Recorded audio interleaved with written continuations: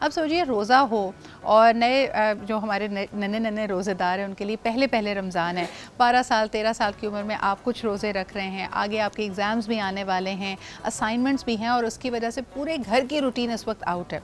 तो आप अपने पढ़ने का किस तरह रूटीन सेट करें, टीचर्स की, आपके इंस्टीट्यूशंस की क्या एक्सपेक्टेशंस हैं और क्या वाकई जैसे समर वेकेशंस में हम ये आर्ग्यू करते थे कि बच्चों को होम असाइनमेंट्स नहीं देने चाहिए, क्या रमज़ान में भी होम असाइनमेंट्स टेस्ट वगैरह ज़रा कम कर देने चाहिए अगर ख़त्म नहीं कर सकते? आइए इस पर बात करते हैं। हमारे साथ मौजूद है Naila Abidi ji, who's our favourite educationers, मुख्तलिफ इदारों से मुंसलिक रही हैं और उनसे पूछते हैं कि क्या रमज़ान में थोड़ी सी रिलीफ मिलती है या वही तलवार एकेडमिक एक्सेलेंस की टीचर्स और स्टूडेंट्स दोनों पे होती है? अस्सलाम वालेकुम। वालेकुम अस्सलाम। कैसी है नाइला जी? अल्लाह का शुक्र। Thank you so much for making time.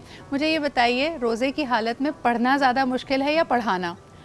I think दोनों मुश्किल है क्योंकि अगर आप टीचर्स को देखें, ज़ाहिर है कि वो भी सहर पे उठते हैं, फिर उनके अपने रूटीन्स होते हैं, वो भी थकते हैं। फिर आई थिंक रोज़े में क्योंकि प्यास की शिद्दत ज़्यादा होती है तो बोलना बहुत मुश्किल होता है। लेकिन वही बात है कि अल्लाह ने अपने ईमान को कायम रखने के साथ साथ दुनिया के काम को भी उतनी ही अहमियत दी है, तो टीचर्स भी पढ़ाते हैं और बच्चे भी पढ़ते हैं। रिलीव इस तरह से हो जाता है कि शॉर्ट हो जाते हैं टाइमिंग्स, 1 घंटा तकरीबन हर स्कूल ही रिलीव में दे देता है, तो उसमें टीचिंग पीरियड थोड़ा कम होता है, तो एक्सपेक्टेशन भी थोड़ी सी कम हो जाती है। अच्छा, जैसे बाकी जगह होता है थोड़े आपके भी टाइमिंग्स पुल अप हो जाते होंगे, तो जो बाकियों को थोड़ी सी एक लीवे होती है ना कि हम सहरी करने के बाद, नमाज अदा करने के बाद थोड़ा सा सुस्ता लेते हैं, लेट जाते हैं, टीचर्स को, प्रिंसिपल्स को और स्टूडेंट्स को, और ऑफ कोर्स वो माएँ जो अपने बच्चों को तैयार करके भेज रही हैं, ये रिलीफ उनके पास नहीं होता। टेस्ट स्केड्यूल क्या कहता है और टाइम टेबल बताइए, क्योंकि आपने आई एम श्योर दोनों तरह के स्टूडेंट्स नाइला जी अपने करियर में देखे होंगे, मीडियोकर स्टूडेंट्स भी हैं, एक्सीलेंट स्टूडेंट्स भी हैं, और वो जो बेचारे चाहे रमज़ान हो या कोई भी महीना हो पढ़ना नहीं चाहते। तो रूटीन आप क्या रेकमेंड करती हैं? What is a good revision time? School के जो असाइनमेंट्स हैं वो किस वक्त बच्चे करें? शहर और स्कूल के बीच में जो 1 घंटा है वो सबसे अच्छा टाइम होता है, क्योंकि बच्चे अगर सहरी के बाद सो जाएंगे, वो बड़े भी हैं, अगर हम 1 घंटा वो सो जाते हैं नमाज के बाद, तो जब आप उठते हैं सुबह वापस बड़ा ड्राउजी सी फील आती है। सो वो टाइम जो आपका होता है वो फ्रेश टाइम होता है। आप सहर के लिए उठ गए हैं, खा लिया है, नमाज पढ़ ली है, कुरान पढ़ लिया है, अब आप फ्रेश हैं। आप बजाय सोने के अगर अपनी रिवीजन तब कर लें, अपने कंप्लीट कर लें, तो वापस से जब आप घर से, स्कूल से वापस घर जा रहे होते हैं तो आपको थोड़ा सा रिलैक्स करने का टाइम होता है। बाकी ऑफिस के शायद टाइम थोड़े से आगे हो जाते हैं, 10 बज जाते हैं, लेकिन स्कूल तो अपनी टाइम पे शुरू होता है ना 8 बजे, तो टाइम कम है, वो घंटा यूज़ कर लें, वो अच्छा हो जाएगा।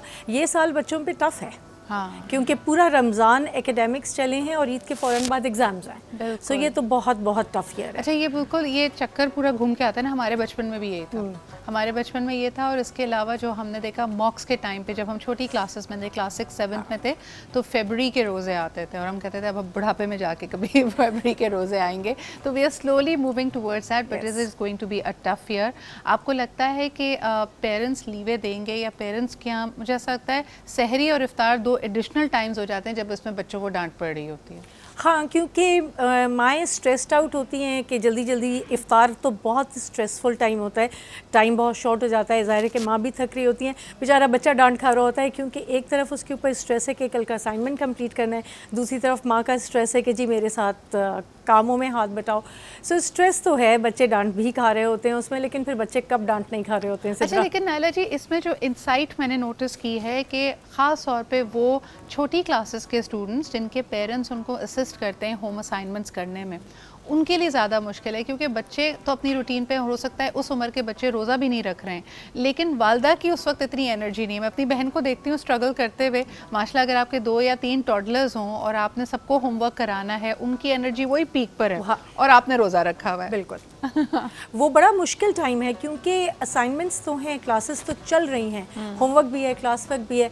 वाकई वो जो जूनियर लेवल के स्टूडेंट्स हैं, ग्रेड 1 2 3 के, उसमें माँ के लिए बहुत मुश्किल हो जाती है, क्योंकि वो स्ट्रेस्ड आउट है, उसके पास काम है, और बच्चा जो है वो एनर्जी लेवल भी हाई है, और पढ़ाई से तो उसका मूड नहीं चल रहा ना, उसे घर में एक फेस्टिविटी की फ़िज़ा मिल रही है, तो उसे समझ नहीं आता कि आखिर मुझे क्यों पढ़ना है। सो है तो सही, लेकिन ये ज़िंदगी है और ज़िंदगी में हर तरह के अच्छा, और इंगेजमेंट्स भी बढ़ जाती हैं। आप देखें कि फैमिली का आना जाना, आज हम संडे कह रहे हैं, कई जगह हो सकता है आपकी इफ्तार की, सहरी की इंगेजमेंट्स हों, फिर अब बाज़ारों में रश बढ़ रहा है, चाहे कोई भी सीज़न हो। हमारे यहाँ देखा जाता है कि ईद की तैयारियों के लिए लोग निकल निकल रहे हैं। ईद के बाद हो सकता है कुछ फैमिली तकरीबात आपने रखी हों, शादियाँ, ये वो सब इसी तरह स्केड्यूल से चलती हैं। तो मुझे लगता है पढ़ाई करना ख़ास तौर पे एक जिहाद है हमारे यहाँ। और हम जैसे बात कर रहे थे नायला जी एक दफ़ा पहले भी कि बच्चे का एकेडमिक स्केड्यूल देख के कोई घर की तकरीबात नहीं रखे जाते। नहीं नहीं, बिल्कुल भी नहीं, कंसिडर भी नहीं किया जाता। नहीं नहीं, बच्चा तो सबसे लीस्ट इम्पॉर्टेंट होता है। अगर आपने उसके सगे भाई की शादी रखी है हाँ। तो भी आप उसके मॉक्स में, उसके फाइनल एग्जाम में रख देते हैं। मेरी छोटी बहन ये सुन रही होंगी, उसका जब फाइनल सेमेस्टर्स चल रहे थे और सेमेस्टर्स के एग्ज़ाम थे, बेचारी वो करके आती थी और घर में ढोलकी हो रही होती थी, यानी मिडिल वाली सिस्टर की शादी थी।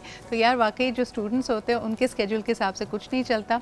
लेकिन हम दुआ करें, बचपन में हम इस बात पे भी मजाक करते थे कि अल्लाह मियाँ अपने रहमो करम से रमज़ान की बरकत से हमारा ये पेपर पास करा दे, क्योंकि पढ़ाई तो हमने ज़्यादा नहीं हाँ, की। पढ़ाई ज़्यादा नहीं है, अल्लाह मियाँ बस इसी पे कर चला दे।